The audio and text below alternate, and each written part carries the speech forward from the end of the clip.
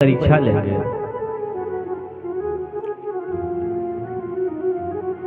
भगवान कहने लगे कि परीक्षा आपको कैसे लेना है। वाह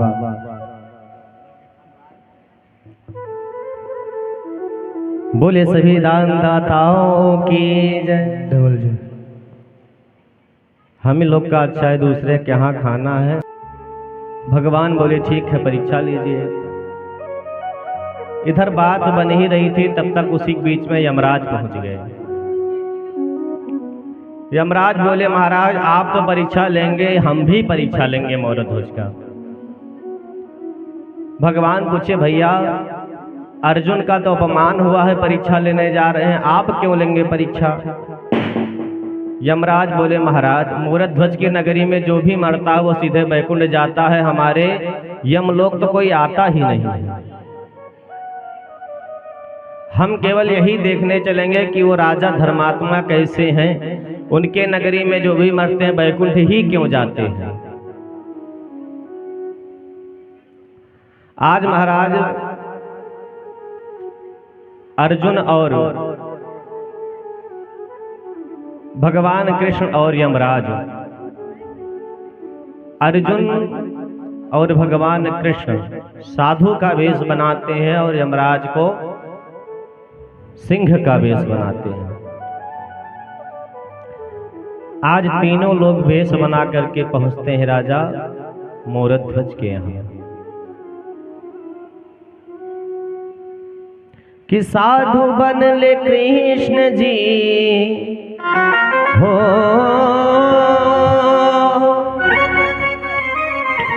कि साधु बन ले कृष्ण जी उतार दिहल ताज के, कि साधु बन ले कृष्ण जी उतार दिहल ताज के, हो शेरवा के रूपवा, हो शेरवा के रूपवा बनौले यमराज के, शेरवा के रूपवा बनौले यमराज के, शेरवा के रूपवा। साधु बन ले कृष्ण जी हो, साधु बन ले कृष्ण जी उतार दिहल ताज के, शेरवा के रूपवा बनौले यमराज के, शेरवा के रूपवा बनौले यमराज के, शेरवा के रूपवा। जय हो।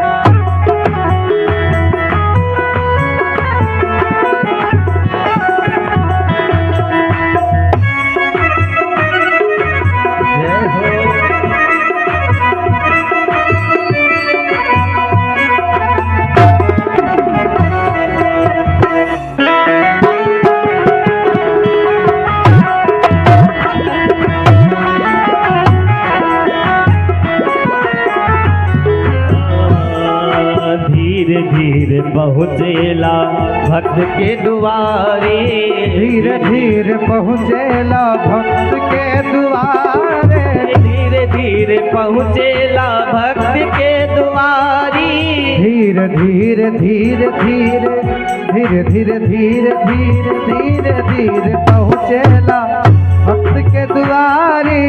इतना बड़ा मोर ध्वज बड़ी महतारी, इतना बड़ा मोर ध्वज महतारी, इतना बड़ा मोर ध्वज बड़ी महतारी, इतना बड़ा मोर ध्वज बड़ी महतारी। साधु बन ले कृष्ण जी ओ,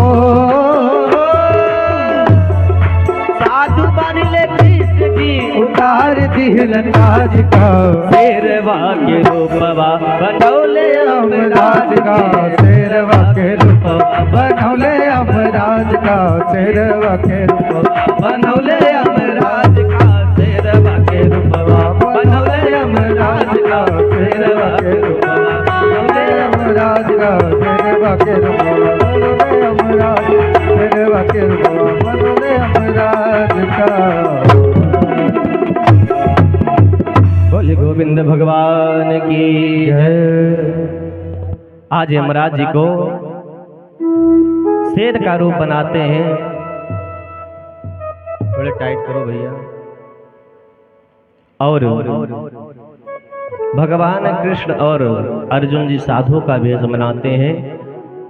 कहाँ पहुंच जाते हैं? राजा मोरध्वज की नगरी में।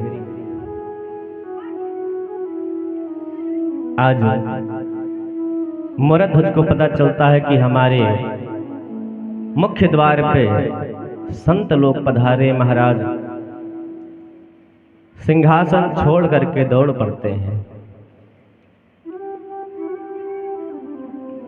कि संत जी हमारे द्वार पे पधारे। आज मोरध्वज संत जी को ला करके सिंहासन पे बैठाते हैं और उनका चरण पखारते हैं। मोरध्वज का भाव यह है कि जो भी तीर्थ हैं, धाम हैं, मातु पिता ज्ञान है, सब ही गुरुदेव भगवान है। गुरुदेव भगवान के ही अंदर सब कुछ विद्यमान है। कहते हैं ना कि सारे तीर्थ धाम आपके चरणों में हे गुरुदेव प्रणाम आपके चरणों में। ओ सारे चरणों में हे गुरुदेव प्रणाम आपके चरणों में। चरणों में सारे तीर्थ धाम आपके चरणों में। चरणों में हे गुरुदेव प्रणाम आपके चरणों में। हो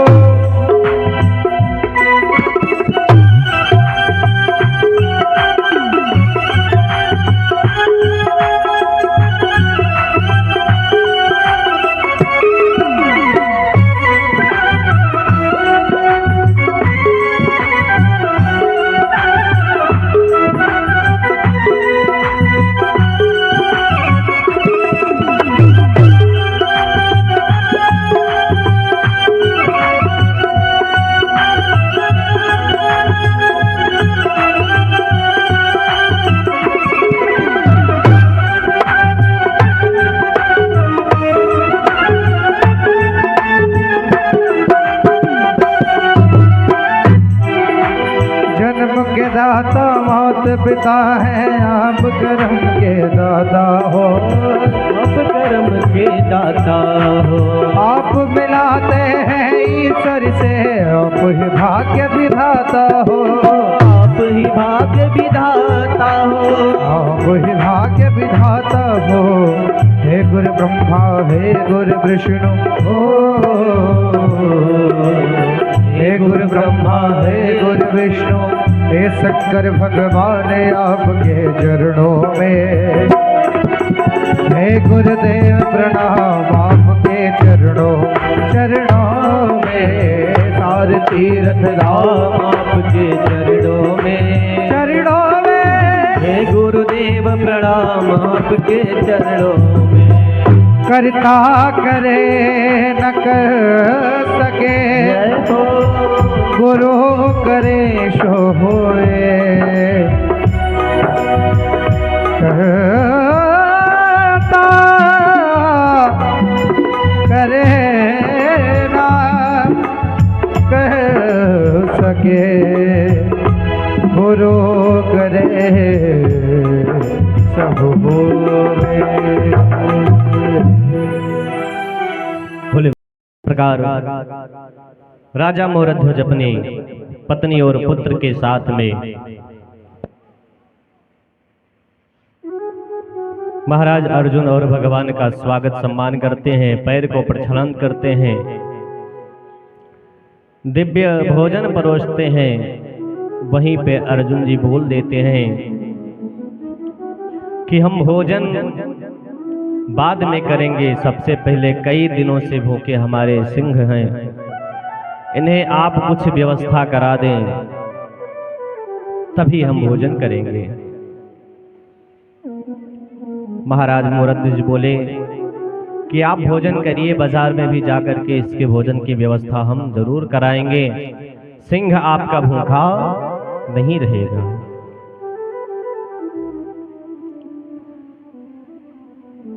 अर्जुन जी बोले ठीक है। अर्जुन जी मोरध्वज से बोलते हैं कि हम संत हैं, यदि हम आपसे कुछ मांगे तो आप हमें देंगे। राजा मोरध्वज बोले कि आप ही की कृपा से हमें सब कुछ प्राप्त हुआ है और आप ही का सब कुछ है। धर्मात्मा राजा थे, अपनी बात से मुकरते नहीं, लेकिन तो हम लोग कहते हैं तन मन धन सब तेरा, तेरा तुझको क्या लागे मेरा। कहीं एक वित्ता जमीन के लिए देखिए कोई और लिखा ले, कहीं और कुछ लगा ले, तो देखिए लड़ाई मारपीट सब हो जाता है, लाद के कोई कहीं नहीं ले जाता है। कहते एक भाव है ना कि तूने जो कमाया है, बोले मोरध्वज से कि आप हम जो मांगेंगे आप उसे देंगे। मोरध्वज जी बोले आप ही का सब है, इसमें हमारा कुछ नहीं है, आप जो कहेंगे सब आपको समर्पित है। अर्जुन जी बोले हम ऐसे नहीं मानेंगे, आप संकल्प करिए, प्रतिज्ञा कीजिए और तिरवाचा दीजिए कि आपको हम जो कहेंगे वो आप हमें देंगे। मोरध्वज महाराज बोले हाँ महाराज, आप जो मांगेंगे हम आपको देंगे देंगे देंगे। आज महाराज अर्जुन जी अब बोल पड़े कि जो हमारा सिंह है ये किसी जानवर का मांस नहीं, इंसान का मांस खाता है, और अब आपको कुछ और नहीं करना है, इसी पुत्र ताम्रध्वज को आरे से चीर करके हमारे सिंह के सामने डालना है। आज तो महाराज जैसे मोरध्वज के पैर से जमीन ही खिसक गई हो। महाराज सीने में जो दिल धड़क रहा है वो समझो बाहर आ गया हो। इतनी कठिन परीक्षा आज अर्जुन लेने जा रहे हैं। मोरध्वज जी सर पटक करके अर्जुन के पैर में गिर पड़े, बोले महाराज आपने कहा तो ये क्या कह दिया। आप सोचिए हमारे तो कोई और पुत्र ही नहीं, हमारे तो कोई और लाल ही नहीं, एक ही हमारे लाल है, एक ही हमारे पुत्र है, आपने ऐसा कहा है। ठीक है महाराज कोई बात नहीं है, आपकी बात को हम नहीं काट सकते हैं, हक तिरवाचा दी है, आप जो कहेंगे वो करेंगे। आज महाराज अर्जुन जी बोले कि आपको अपने ही हाथ से अपने पुत्र को आरे से चीरना है। आज महाराज जब इतनी बड़ी बात कह राजा महल में जाकर के और रानी से बोले कि संत लोग आए हैं, हमको हमसे वचन लिए हैं, हे देवी हम आपसे जो भी कुछ कहेंगे उसमें आपको ना नहीं करना है, हाँ के अलावा। पत्नी तो महाराज ऐसी होनी चाहिए। आज मोरध्वज जी कहते हैं देवी हमने संतों को वचन दिया है कि अपने पुत्र को अपने ही हाथों से आरे से चीर करके और उनके सिंह को डालना है। इतना जैसे महाराज मोरध्वज जी रानी से कहे, रानी जी बेहोश हो गई। आज रानी जी उठती है, कहती महाराज आपने ये क्या कर दिया। आपको तो सोचना चाहिए कि इसी पुत्र को मैंने अपने पेट में 9 महीने तक रखा, अपने स्तन से दूध पिलाया, और इसी पुत्र को मैं कैसे आरे से चीर पाऊंगी। महाराज ये आपने कौन सी बात कह दी, ये आपने कौन सी प्रतिज्ञा की, ये मुमकिन हो सकता है। आज महाराज मोरध्वज जी हाथ जोड़ करके रानी के चरणों पे गिर गए। रानी से केवल यही बोले आप मना मत करिएगा। रानी जी कहती हैं हम तो आपके पीछे चलने वाले हैं, आगे जो आप करेंगे हम सर्वदा उसी में सम्मिलित रहेंगे। आज महाराज मोरध्वज और माता रानी महल से बाहर आई और अर्जुन आरा को मंगवाए। पुत्र को नहला धुला करके नग्न अवस्था में बैठाया गया। आज महाराज ताम्रध्वज के ऊपर जैसे मोरध्वज और देवी जी आरा को रखती हैं, ताम्रध्वज कहते हैं माँ आपने मुझे 9 महीने अपने पेट पे रखा है, अपने स्तनों से आपने मुझे दूध पिलाया है। अरे चीरने से पहले तो मुझे एक बार बेटा कह दे, और मैं भगवान से यही मांगूंगा कि हमें जितनी भी बार जन्म मिले आपकी ही गोद से मुझे जन्म मिले। आज ताम्रध्वज कहते हैं माँ संसार में हमने देखा है सब कुछ मिल जाएगा, पर आपके जैसे माँ नहीं मिल पाएंगी। कहते हैं ना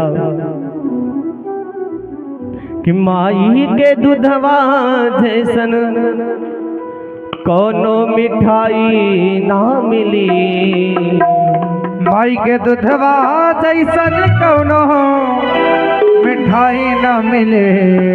वो सब कुछ मिल जाई पर दुनिया में माई ना मिले। सब कुछ मिल जाए पर दुनिया में माई न मिले। सब कुछ मिल जाए पर दुनिया में माई ना मिले। सब कुछ मिल जाए पर दुनिया में माई न मिले। माई के दूधवा जैसन माई के दूधवा जैसन कौनो मिठाई न मिले। सब कुछ मिल जाए पर दुनिया में माई न मिले। वो सब कुछ मिल जाए पर दुनिया में माई न मिले। सब कुछ मिल जाए पर दुनिया में माई न मिले। आज ताम्रध्वज कहते हैं माँ एक बार तो मुझे बेटा कह दे, और एक बार मुझे लाल अपना, एक बार मुझे अपना बाबू कह दे। जैसे ही भावुक अवस्था में अर्जुन जी देखते हैं, अर्जुन जी बोल पड़ते हैं मोरध्वज से, अरे मोरध्वज अगर आरे से चीरते हुए तुम्हारे अंदर और तुम्हारी देवी की आंखों से अगर एक बूंद भी पानी निकल गया तो मेरा सिंह भोजन नहीं करेगा।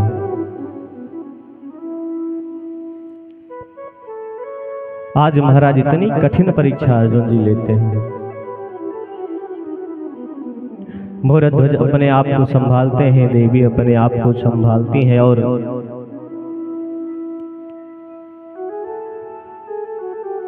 अपने पुत्र को आरे से चीरना प्रारंभ करती हैं।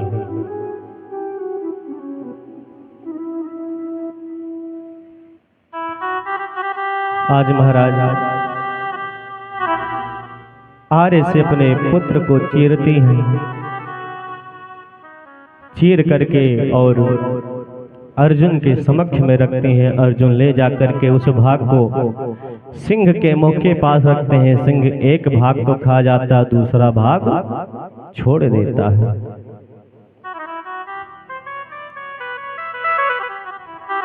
दूसरा भाग छोड़ता है। अर्जुन पूछते हैं क्यों नहीं खाया? महाराज बोलता है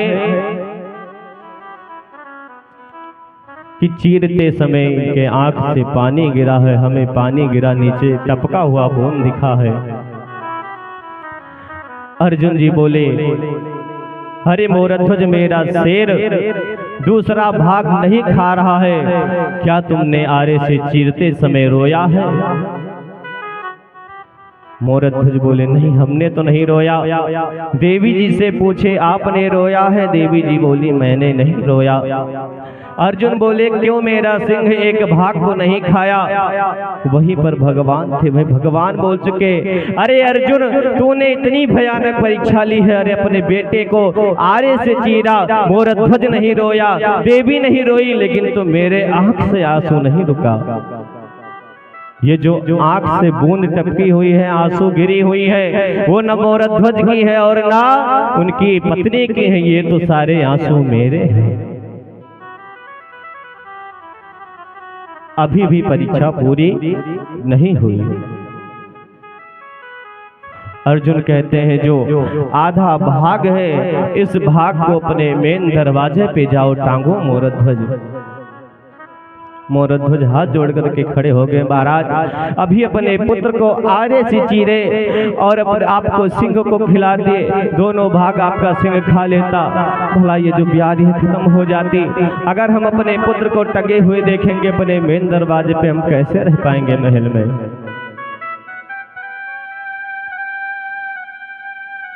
अर्जुन बोलने लगे, आपने प्रण किया है, प्रतिज्ञा ली है, जो हम कहेंगे आपको सब करना पड़ेगा। मोरध्वज जी तुरंत कहे, ठीक है महाराज, आप जो कह रहे हैं वही करेंगे। आज आधे भाग की जा करके मेन दरवाजे पे टांगते हैं।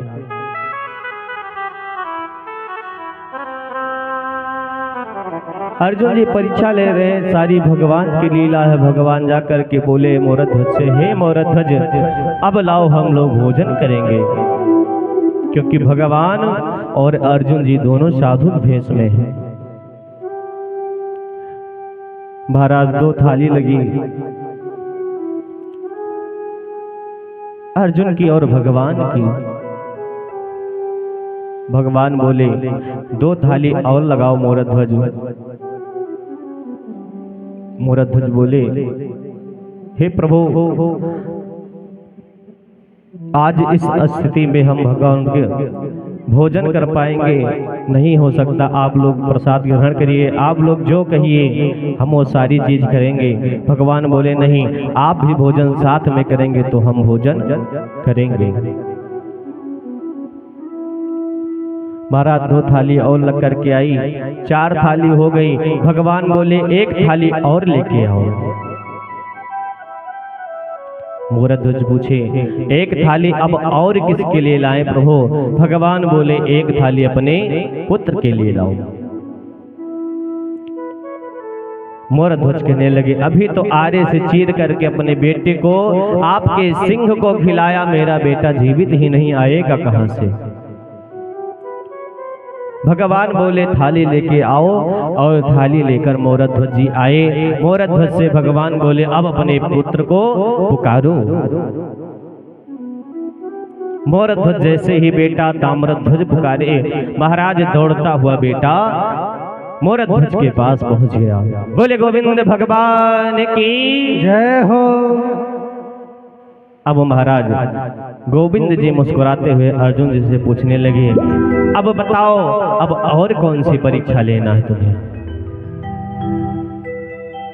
अर्जुन जी महाराज कहने लगे भगवान से हाथ जोड़ करके, आपके इतने महान भक्त हैं हम नहीं सोच सकते थे।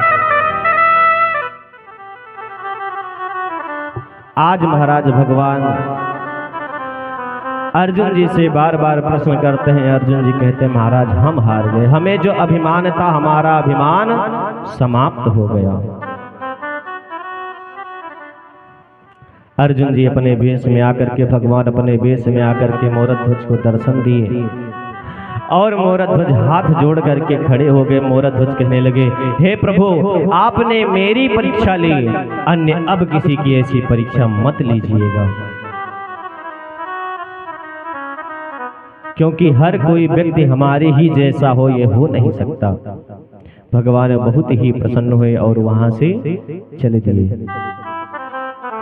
तो ऐसे ऐसे भगवान के भक्त पड़े हैं। एक भगवान के भक्त हुए हैं गोपाल भक्त,